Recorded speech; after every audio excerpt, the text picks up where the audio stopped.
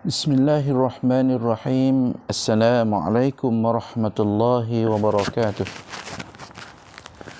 Alhamdulillahi rabbil alamin.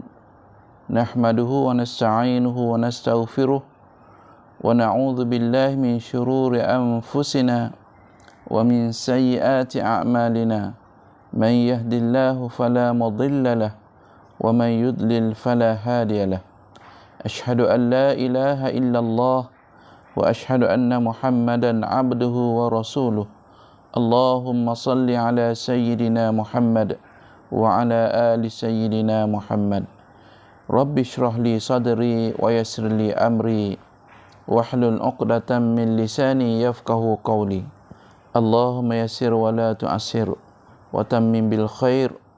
Subhanaka la ilma lana illa ma 'allamtana innaka antal alimul hakim. Wala hawla wala quwwata illa billahil aliyil azim. Amma ba'd. Tuan-tuan, puan-puan, para jemaah muslimin muslimat rahmatullah. Alhamdulillah, marilah sesama kita memanjatkan setinggi-tinggi rasa syukur kepada Allah Subhanahu wa taala di atas nikmat dan rahmatnya yang Allah limpahkan kepada kita yang begitu banyak. Mudah-mudahan sama-sama kita doakan agar Allah berikan kepada kita kekuatan dan kesihatan yang baik serta dilindungi kita semua daripada mara bahaya, malapetaka, wabak penyakit yang berbahaya, khususnya COVID-19 yang hari ini kalau kita lihat angkanya masih lagi 3,000 lebih. Jadi menunjukkan kepada kita penurunan angka tersebut tidaklah begitu banyak, dan sama-samalah kita menjaga SOP yang telah ditetapkan oleh kerajaan agar kita semua tidak agar kita semua tidak terlibat ataupun tidak terjebak dengan wabak ini. Mudah-mudahan tuan-tuan dan puan-puan yang dirahmati Allah Subhanahu wa taala, insya-Allah kita sambung lagi pengajian kita dalam kitab Kepimpinan Sembahyang, Kepimpinan Kesempurnaan Sembahyang yang disusun oleh Haji Husin Haji Paris dalam bab bahagian yang kelima, bab yang ke-23, yakni sunat-sunat sembahyang. Pada bulan yang lalu kita telah sebutkan berkenaan dengan wirid dan doa selepas daripada sembahyang, dan pada kali ini insya-Allah kita akan teruskan dengan bab sunat-sunat sembahyang. Dalam sembahyang ini dia ada dua sunat, ya. Yang pertama, sunat sembahyang, sunat yang tidak disunatkan berjemaah. Yang kedua, sembahyang sunat yang disunatkan berjemaah. Sembahyang sunat yang dikerjakan tidak secara berjemaah ialah sembahyang sunat rawatib, iaitu sembahyang yang dikerjakan sebelum dan selepas sembahyang fardu. Yang ini tidak disunatkan berjemaah.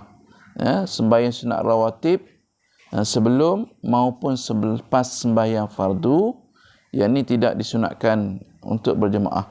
Ada yang sunat muakkadah, yakni sunat yang sangat-sangat dituntut dikerjakan. Dan ada yang sunat ghairu muakkad, yakni sunat biasa, sunat yang tidak sangat dituntut.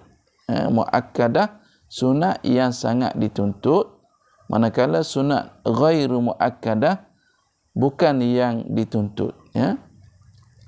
Fasal yang ke-87, yakni sembahyang sunat rawatib yang muakkadah, yakni sembahyang sunat rawatib, yakni sembahyang sunat selepas daripada ataupun sebelum daripada sembahyang fardu yang sangat-sangat dituntut kita kerjakan. Yang pertama 2 rakaat sebelum sembahyang fardu zuhur. Ya, 2 rakaat sebelum sembahyang fardu zuhur. Yang kedua 2 rakaat sesudah sembahyang fardu zuhur. Maknanya 2 rakaat sebelum dan 2 rakaat selepas. Ingat, ya. Yang ketiga 2 rakaat sesudah sembahyang fardu maghrib. Jadi sembahyang fardu maghrib ni, ya, sunat muakkadnya iaitu selepas, ya, selepas sembahyang fardu maghrib. Yang keempat 2 rakaat sesudah sembahyang fardu isyak. 2 rakaat sesudah sembahyang fardu isyak. Yang kelima 2 rakaat sebelum sembahyang fardu subuh. 2 rakaat sebelum sembahyang fardu subuh. Yang keenam 1 hingga 11 rakaat. 1 hingga 11 rakaat sembahyang sunat witir selepas sembahyang fardu isyak. Lepas sembahyang sunat tarawih di dalam bulan Ramadan atau mengakhiri sembahyang sunat malam.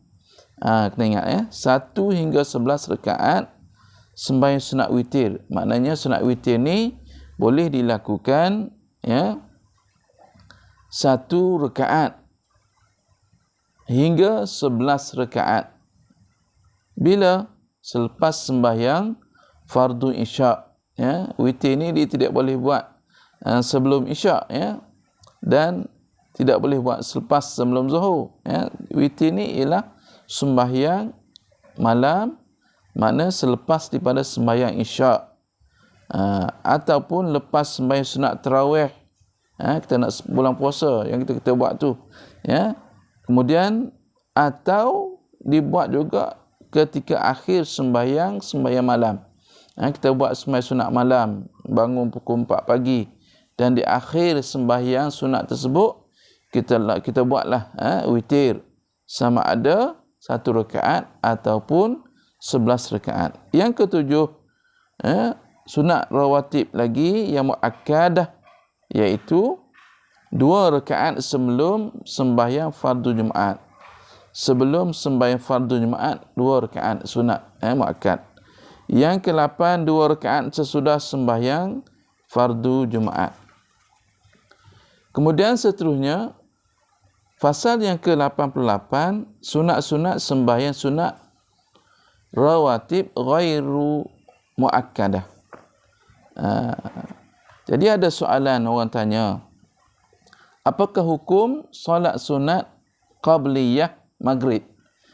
Ni masuk qabliyah maghrib ni iaitu ghairu muakkadah. Jika solat sunat qabliyah maghrib memang disyariatkan, apakah dalilnya? Ada orang tanya, ya, apakah hukum sunat qabliyah maghrib, dan jika solat sunat qabliyah maghrib itu memang disyariatkan, memang disuruhkan, apakah dalilnya? Ya, baik.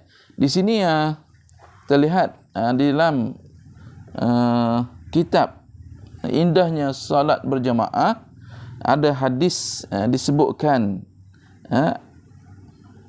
an Abdullah Al-Muzanni anin Nabi sallallahu alaihi wasallam qala sallu qabla salatil maghrib qala fi salithah liman syaa karahiyata an yattakhizahan nasu sunnatan.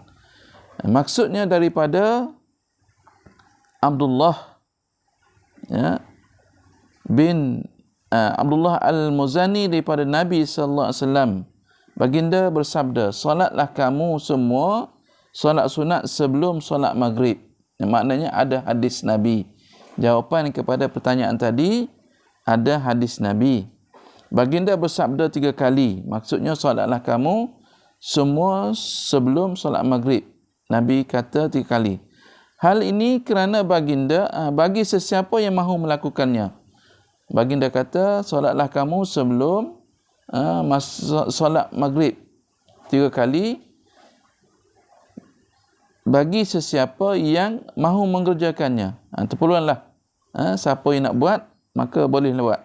Hal ini kerana baginda tidak senang orang ramai menjadikannya sebagai sunat. yakni yang sangat dituntut. Hadis riwayat Al-Bukhari. Kerana baginda sallallahu alaihi wasallam tidak senang. Baginda tidak senang orang ramai menjadikannya sebagai sunat.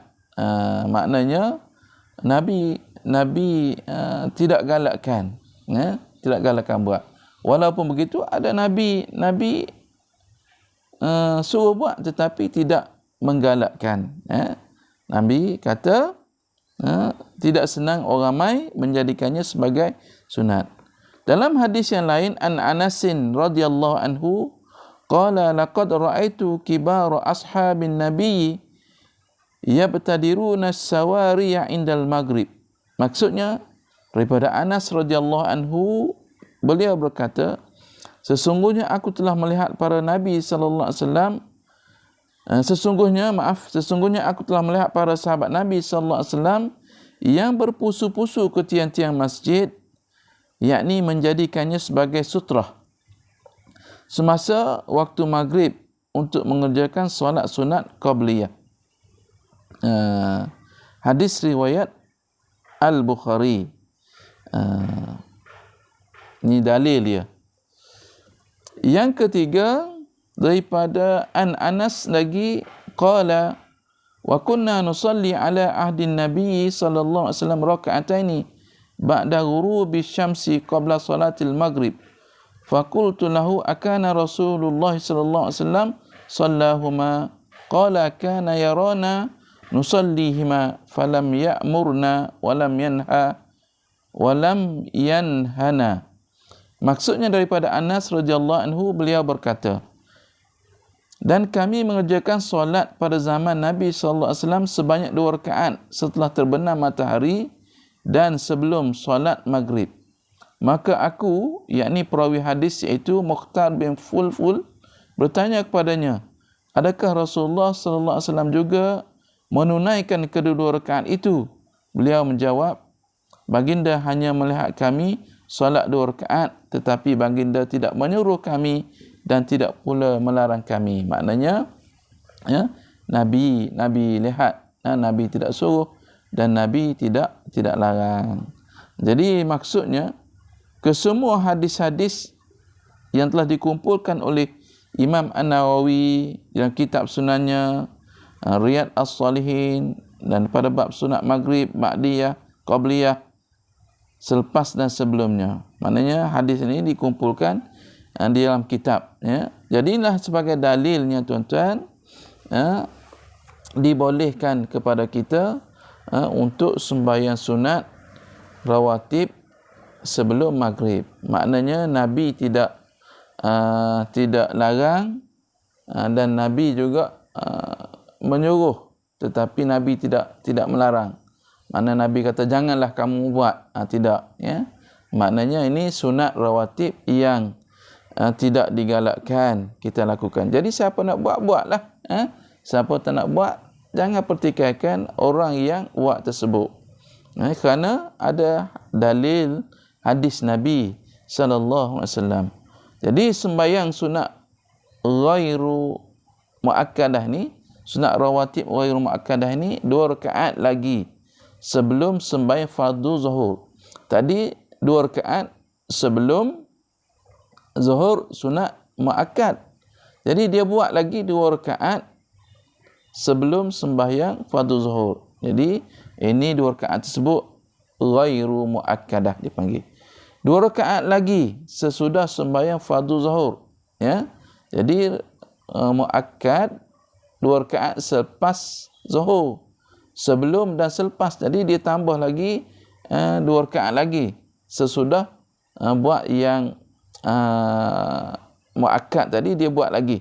Yang tu namanya ghairu muakkadah, yang mana tidak dituntut, tidak dituntutlah.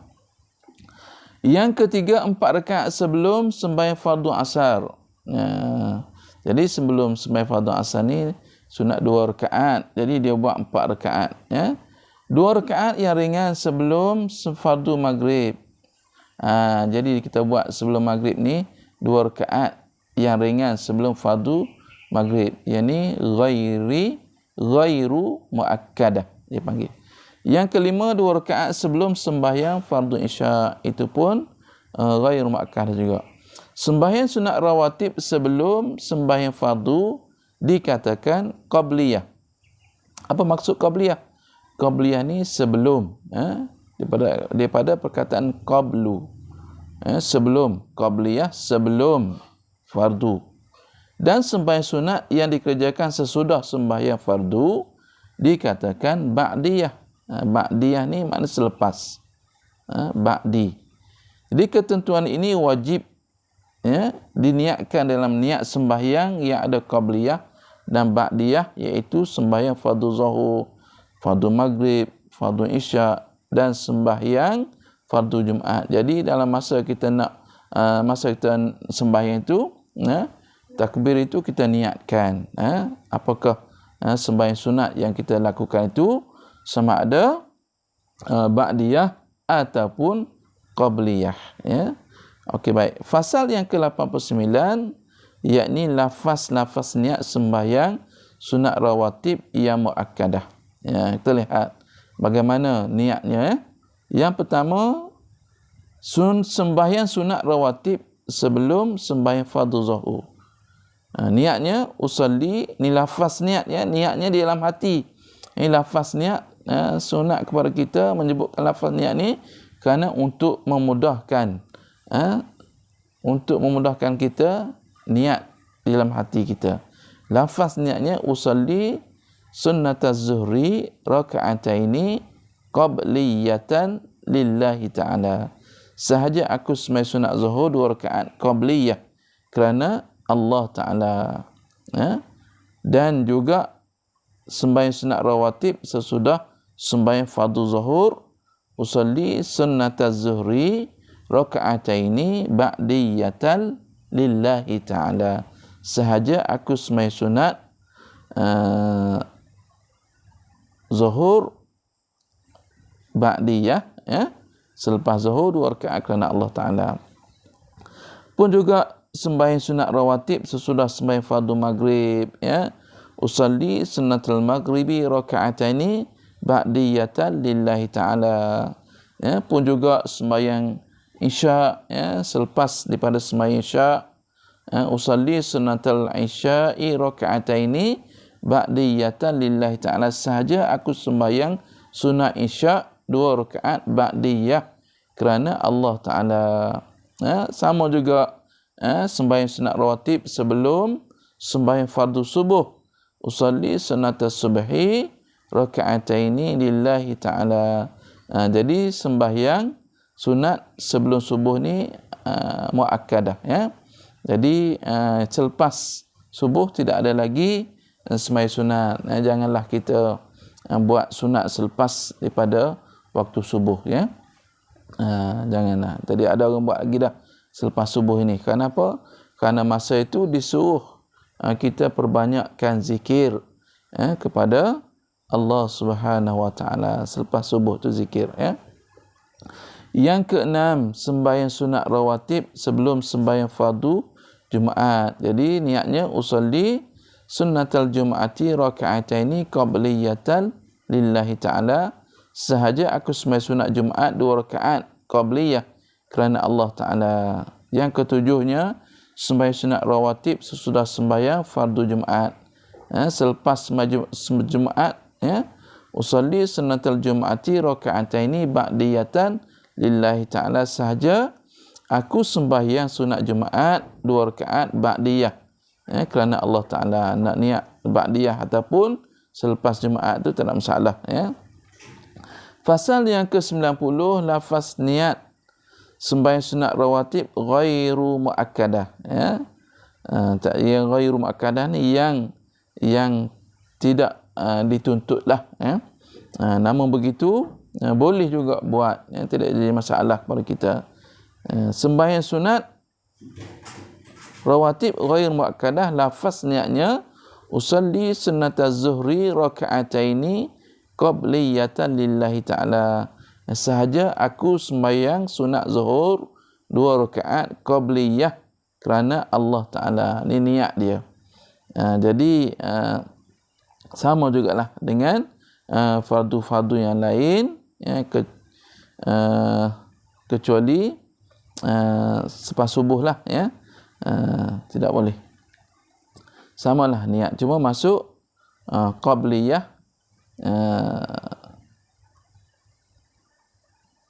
sebelum maghrib. Saya kata usalli sunnatal maghribi raka'ataini qabliyatan lillahi ta'ala, sahaja aku semai sunat maghrib 2 rakaat qabliyah, ini sebelum, ya, sebelum sembahyang, kerana Allah Ta'ala. Ini niat dia. Niat ni dalam hati, sahaja aku semai sunat maghrib qabliyah 2 rakaat kerana Allah Ta'ala, ya.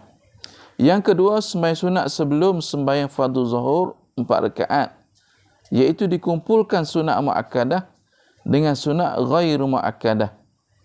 Ianya harus dibuat dengan tahiyat awal dan tahiyat akhir satu salam, tetapi afdal tidak dicampur lafaznya. Maknanya boleh kita buat sekali, yang 2 rakaat tadi boleh dicampurkan jadi 4 rakaat, tetapi afdal tidak dicampur. Yang lebih baiknya ialah buat dua-dua. Baik tuan-tuan rahmati Allah Subhanahu Wa Taala, kita lihat lagi sembahyang sunat sesudah sembahyang fardu zuhur. Ini pun sembahyang sunat rawatib ghairu muakkadah. Ya, ni lafaz niatnya usalli sunataz zuhri raka'ataini ba'diyatan lillahi ta'ala. Sahaja aku sembahyang sunat zuhur 2 rakaat ba'diyah kerana Allah Ta'ala. Yang keempatnya, sembahyang sunat sesudah sembahyang fardu zuhur dicampur sunat muakkadah dengan sunat ghairu muakkadah 4 rakaat. Jadi macam mana? Usalli, lafaz niatnya usalli sunataz zuhri 4 rakaatin ba'diyatan lillahi ta'ala. Boleh nak campur. Boleh nak campur, jadi kalau tak nak campur pun tidak mengapa. Tidak menjadi masalah kepada kita. Asalkan kita ada ilmu tentang perbuatan tersebut, yang tidak jadi masalah. Yang jadi masalah kepada kita ni ialah kita tidak ada ilmu. Buat sesuatu tanpa ilmu. Kadang-kadang kita lihat oleh kerana tanpa ilmu ni dia buat juga sembahyang sunat selepas subuh. Kalau kita tanya kenapa buat selepas subuh, sembahyang sunat lah, sembahyang sunat. Kan waktu isyak ada sebelum dan ada selepas. Kenapa subuh tidak ada selepas? Jadi dia pun buat selepas. Ini tidak disunatkan kepada kita, ya. Sebab itu pentingnya ilmu tu. Pentingnya ilmu. Baik tuan-tuan rahmati Allah Subhanahu Wa Taala, lafaz niatnya sahaja usalli sunataz zuhri 4 rakaatin ba'diyatan lillahi ta'ala, sahaja aku sembahyang sunat zuhur 4 rakaat ba'diyah kerana Allah Ta'ala. Sembahyang sunat sesudah sembahyang fardu zuhur kalau dibuat berasingan, dibuat berasingan 2 rakaat dahulu muakkadah dan kemudian dikerjakan lagi 2 rakaat ghair muakkadah adalah lebih afdal, adalah lebih baik. Lebih baik buat dua-dua. Maknanya buat muakkadah dahulu, kemudian buat ghairu muakkadah, buat dua-dua berasingan. Yang ni yang lebih baik. Yang kelima, sembahyang sunat sebelum fardu asar 4 rakaat. Dikerjakan 2 rakaat sekali salam. Yakni yang pertamanya dikerjakan 2 rakaat sekali salam. Usalli sunatul asri raka'ataini lillahi ta'ala. Sahaja aku sembahyang sunat asar 2 rakaat kerana Allah Ta'ala. Setelah memberi salam, bangun lagi untuk mengerjakan sembahyang sunat asar 2 rakaat pula. Ni buat buat dua-dua lah, buat berasingan. Yang kedua, dikerjakan 4 rakaat terus dengan melakukan tahiyat awal di rakaat kedua dan akhirnya pada rakaat keempat salam. Usalli sunnatul asri arba'a raka'atin lillahi ta'ala. Dia buat dibuat sekaligus, ya. Dibuat sekaligus. Sebab itu dia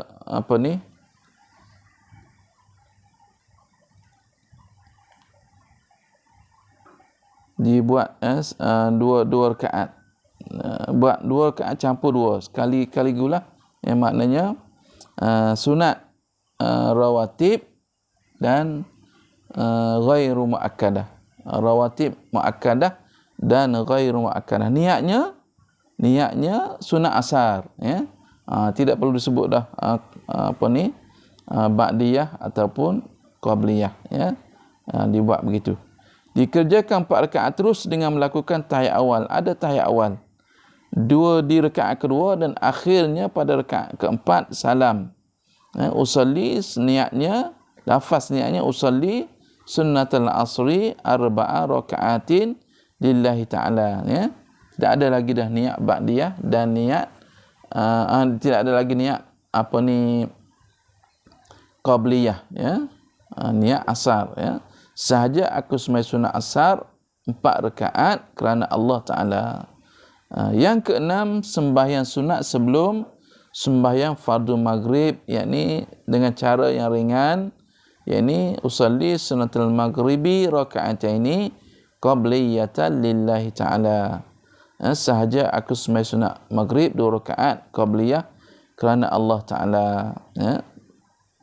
Yang ketujuh, sembahyang sunat sebelum sembahyang fardu isya, ya. Jadi waktu isya ni juga, sebelum isya ni tidak dituntutlah, ya. Tapi kalau nak buat pun tidak ada masalah, sementara menunggu jemaah-jemaah yang ramai sedikit, tidak jadi masalah kepada kita. Jangan jadi pertikaian, jangan jadi pergaduhan. Kadang-kadang berlaku pergaduhan. Sebab apa? Sebab sembahyang sunat je, sama ada muakkad dan ghair muakkad. Berlaku pergaduhan sampai bertumbuk-tumbuk. Jadi ini masalah kita, ya. Rugilah kalau kita bergaduh tentang perkara yang sama ada digalakkan ataupun tidak. Cuma dalam hadis Nabi kita pegang, Nabi suruh sembahyanglah kamu kalau kamu nak, sembahyang, dan Nabi tidak melarang. Nabi tengok je dan Nabi tidak melarang. Dalam sunnah, apa yang takrir Nabi tadi, pengakuan Nabi itu juga adalah merupakan satu sunnah. Jadi tuan-tuan rahmati Allah Subhanahu Wa Taala, inilah beberapa perkara berkenaan dengan sembahyang sunat. Yang penting kepada kita, sembahyang sunat itu ada yang disunatkan berjemaah, seperti sembahyang sunat hajat, ya. Sembahyang sunat istikharah, sembahyang sunat gerhana, ya. Sembahyang sunat hari raya, sembahyang sunat tarawih. Yang ni disunatkan kepada kita berjemaah. Dan yang keduanya, sembahyang sunat yang disunatkan tidak berjemaah.